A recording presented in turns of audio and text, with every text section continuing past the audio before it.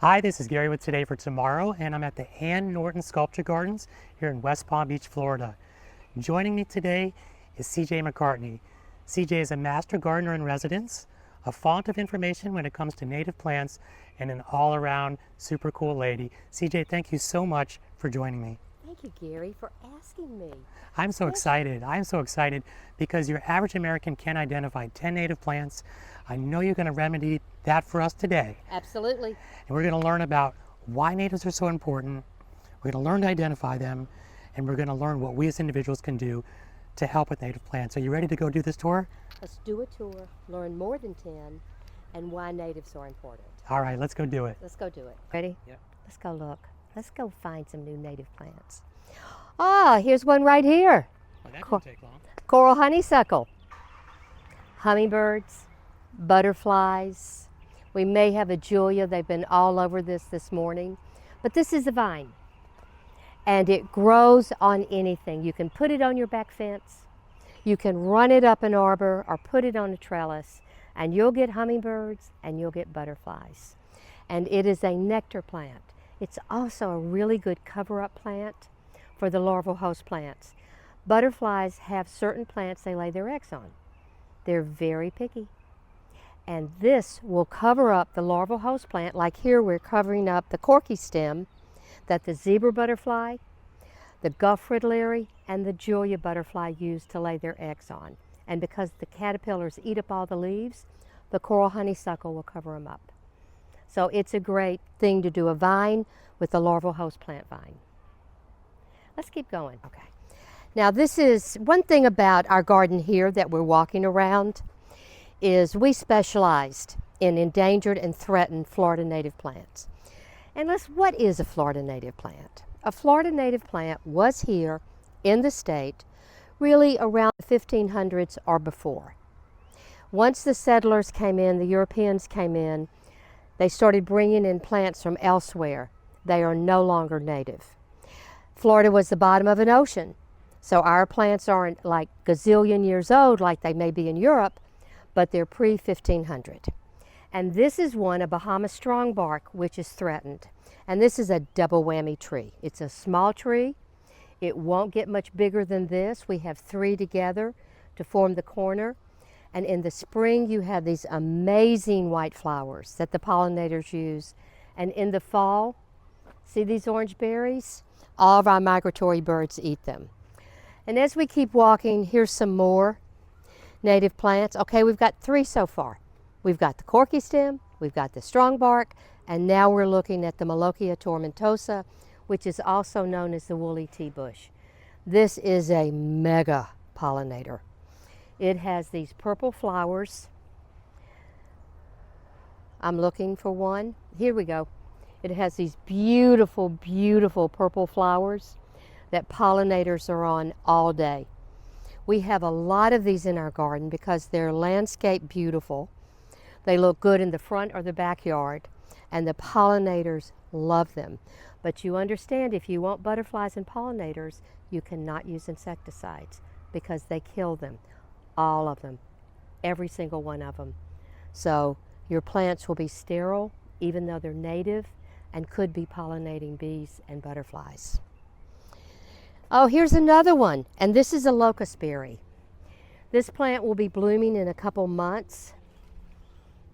Not quite blooming yet. It has a flower that goes white to red to pink. And it is a stunning specimen plant for your yard. It's threatened. Again, we have plants that are threatened and endangered because our focus is to try to restore the habitats with plants that are bordering on extinction, and they're listed endangered and threatened. This is a Florida palm that is endangered. It's the Florida thatch palm, very slow growing. This is a very, very important landscape plant for any pollinator garden or any landscape, and it's endangered, and we need to restore it because it's one of our native palms. Oh, look here. This is actually the native porterweed. It is low growing, and this Julia butterfly certainly likes it. It has blue flowers on it. mega pollinator, but it stays low to the ground and it grows in a horizontal fashion.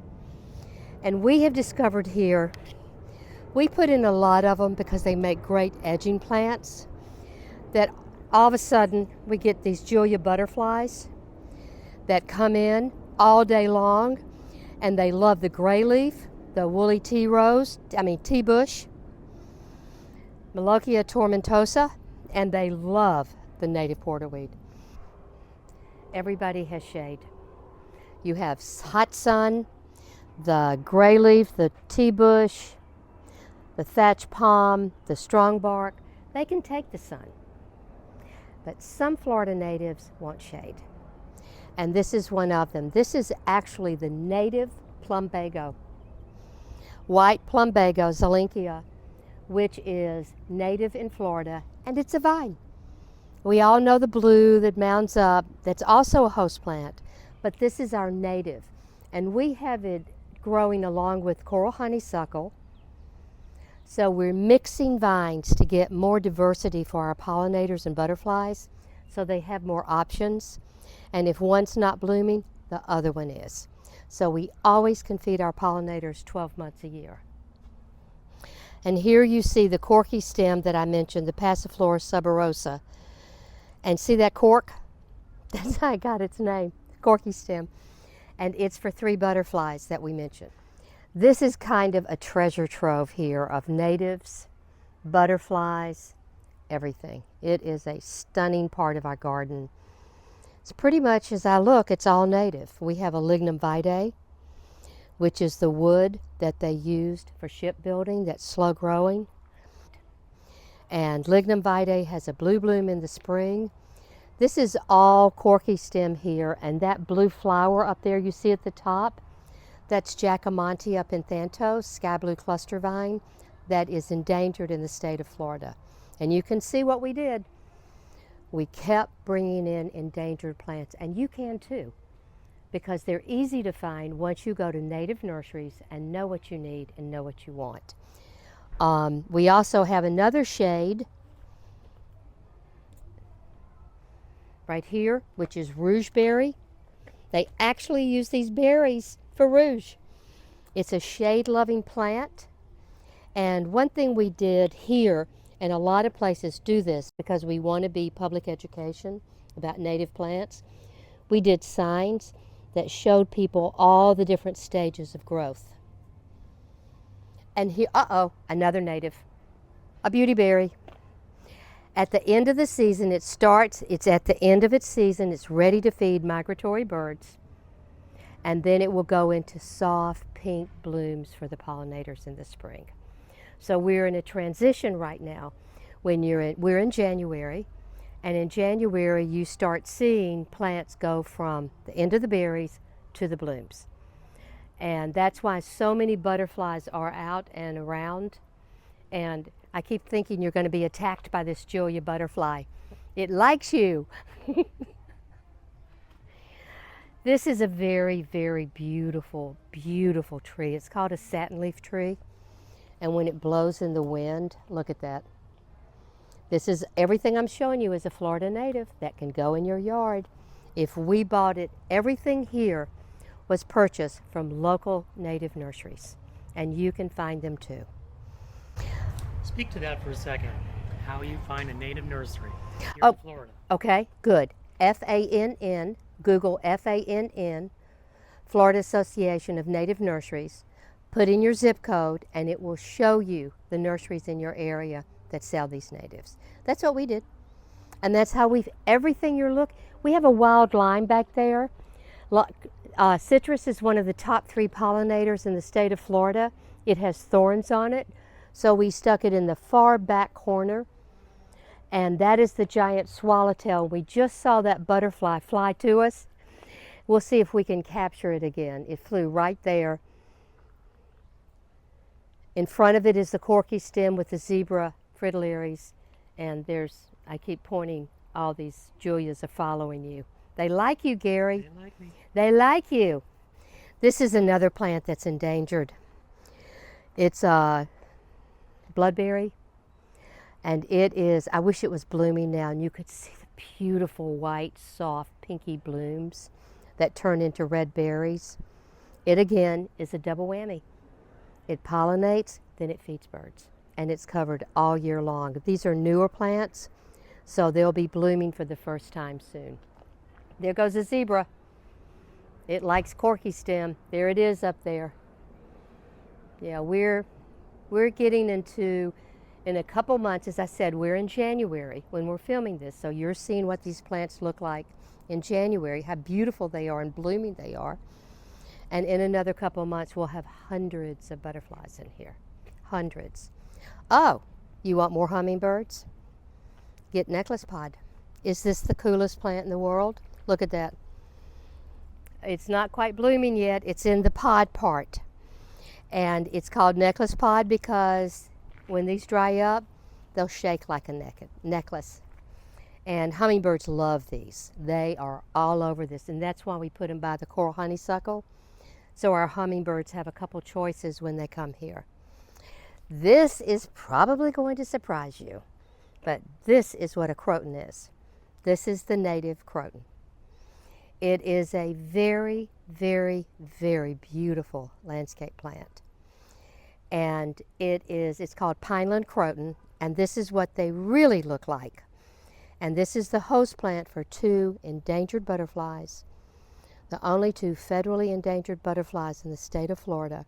So we encourage everyone to find pineland croton, the native, so we can bring back these butterflies, like the atala butterfly that came back when we started planting Kunti. This is cinnamon bark, another amazing native tree. This one's kind of tough to find. It's really endangered. It's really rare. It's critically imperiled. And it will have flowers. Remember that we're a new garden. We're less than 2 years old, actually. And we look like this. We did not buy big. We bought healthy. And we did not put down mulch. We put down a very thin layer of compost. So we have open soil for the native bees to nest. And if you notice, our blooms and leaves are just brilliant in here. We don't do anything. We do water, we have irrigation, but no insecticides, no chemicals. And this is what we get at less than 2 years. Cinnamon bark is an endangered tree that has a bloom that is white, pink again. It's so interesting, these blooms. Once these bloom, and they have beautiful berries.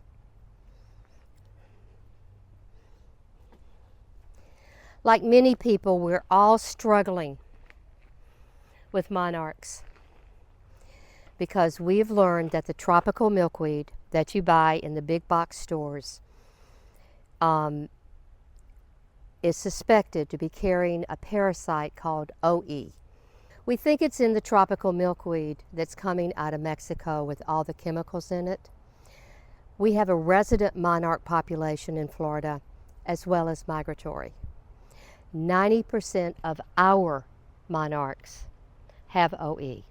It is a parasite that is killing tens of millions of our monarchs. So we're encouraging everyone to plant native milkweed. But the problem is there isn't any. It's hard to find. So what we're doing is, like a lot of people are doing, we're calling and calling native nurseries. The minute they get native milkweed, we go get it. But we are taking out the tropical milkweed, pulling it out of the ground so we don't kill any more of our monarchs, bagging it up and throwing it away. Don't recycle it, don't mulch it, because all you're doing is continuing the parasite. And we are beginning to transition here. We are using giant milkweed, which is not native, but doesn't seem to be as contaminated as the tropical. And we have a lot of monarchs here. But what you also look around and you'll see, we are planting swamp milkweed. This plant right here, this is swamp milkweed. In fact, Gary, walk over here with me, and I want to show you what we're doing. And we would encourage you to do this too. We have 7 of these scattered about the garden. And in them, This is white twine vine, which is Funistrum clausum, which is a vine that the queen butterfly likes. The monarchs will. It has enough latex for them, okay? That's so important. This is a swamp milkweed. And we have 7 of these that have the swamp milkweed, the native milkweed, the pink. It's beautiful when it blooms. In the middle, and then we have the Funistrum or the twine vine on the outside because it's a prolific vine and we can show you more of it. It's not blooming yet, but it has this beautiful, fragrant white blooms that are stunning. And here it is on an arch. It's a prolific grower. Put it in a place where it can grow, not a small space. This is a very prolific vine, which is exactly what we need to save these monarchs. It's native, and the queens love it. Monarchs will use it too, but it's really a queen kind of native milkweed.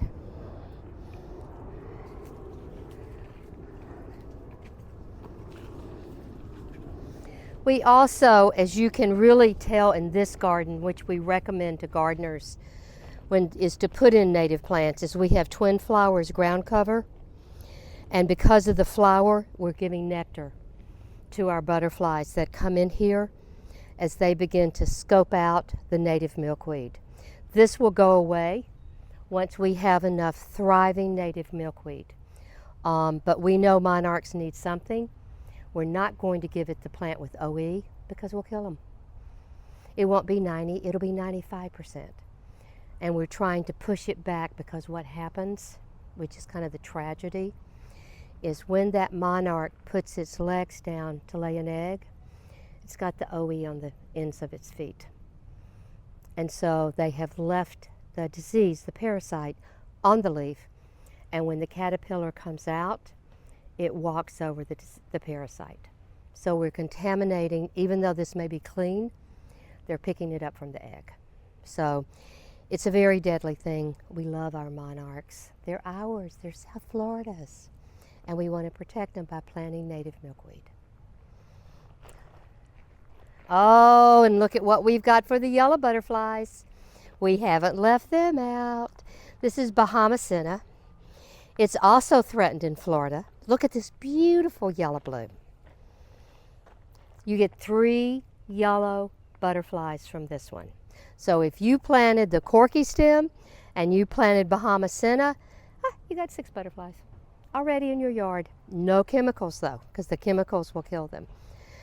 We consider a native plant any plant that was in Florida prior to 1500.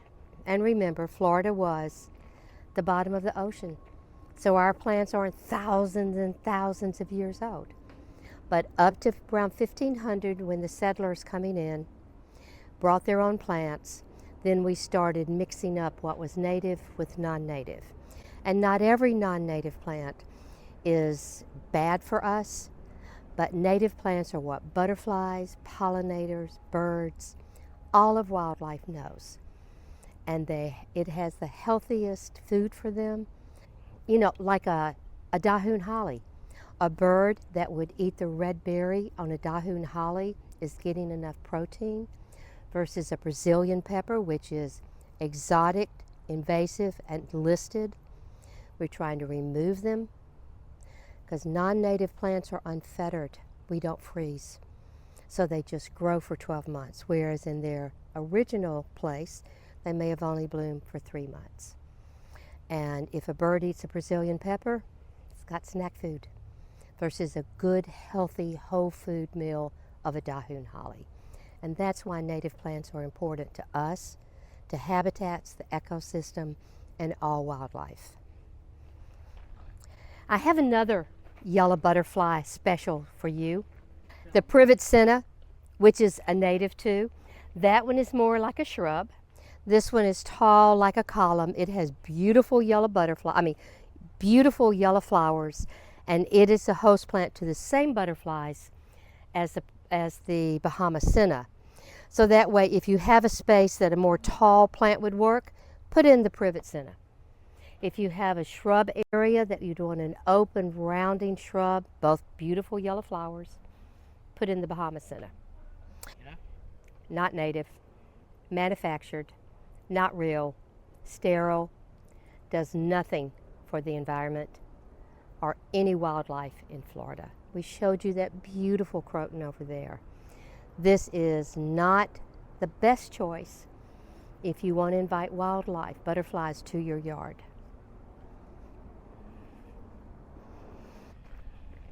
You know, you think herbs are just for eating. Not here. We have fennel. This is rosemary, non-native but not really bad. It's a good cooking rosemary.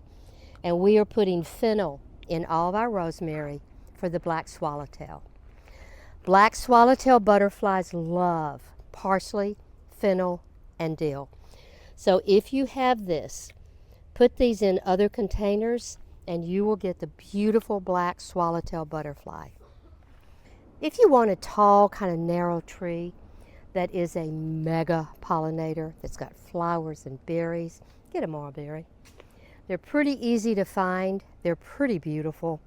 They're just coming into berry right now. They will be blooming soon. And they are beautiful, beautiful landscape trees. None of this is big disruption. These are trees that you can put in your yard that just fill it in. Okay? Think you want boxwood? This is Florida boxwood. It's endangered. It is the most beautiful shrub plant. Great for a border. It's so endangered, and this is such a good option to put in your yard if you want a border. Florida boxwood.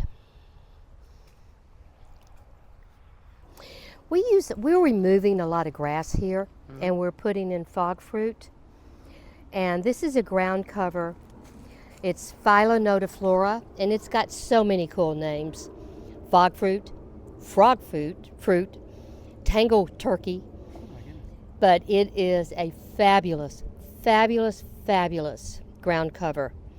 And it has the most amazing flowers with it. And guess what? It's the host to 3 butterflies. The common buckeye, the wild peacock, and the Phaon crescent. So if you put that down, shrink your lawn, put in more ground cover, like fog fruit, you'll get more butterflies. Move them. This is a pineland acacia, and it's what they make perfume with, the yellow golf balls on it. But it needs more sun. It's just that things grow after you put something in. So we're going to move this to full sun. But it's a pineland acacia. It's beautiful, beautiful specimen tree.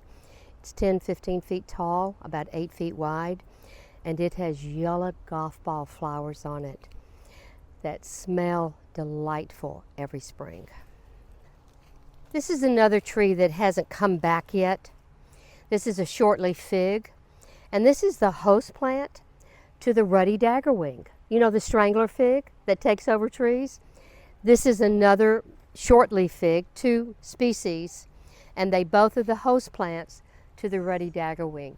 You notice I'm talking a lot about host plants, native plants, shrubs, flowers, wildflowers, ground cover. They are here to support wildlife, and that's why so many of them either are preferred pollinators or host plants to the butterflies. You know, Jane Goodall said, everyone makes a difference.